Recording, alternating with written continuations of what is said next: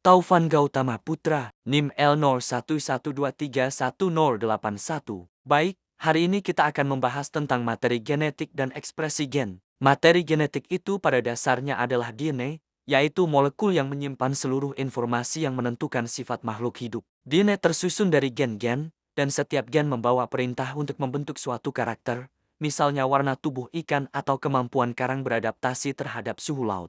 Jadi Pak, DNA itu seperti kode rahasia yang menentukan bagaimana organisme laut bisa bertahan di lingkungannya. Tepat sekali, DNA bisa dianggap sebagai buku panduan kehidupan. Namun, tidak semua gen di dalam DNA selalu aktif. Nah, proses ketika gen diaktifkan untuk menghasilkan protein tertentu, itulah yang kita sebut ekspresi gen. Berarti ekspresi gen itu semacam membaca informasi di dalam DNA ya, Pak? Benar, ekspresi gen berlangsung dalam dua tahap.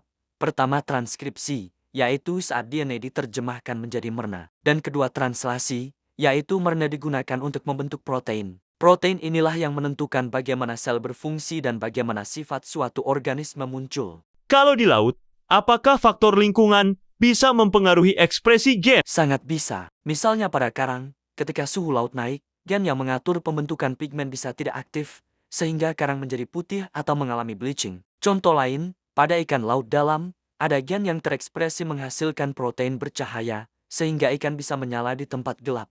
Wah, jadi dengan mempelajari ekspresi gen, kita bisa tahu bagaimana makhluk laut beradaptasi dengan lingkungannya ya, Pak? Betul sekali. Itu sebabnya pengetahuan tentang genetik dan ekspresi gen sangat penting dalam ekologi laut modern. Dari situ, kita bisa memahami pola adaptasi, evolusi, hingga dampak perubahan iklim terhadap kehidupan laut.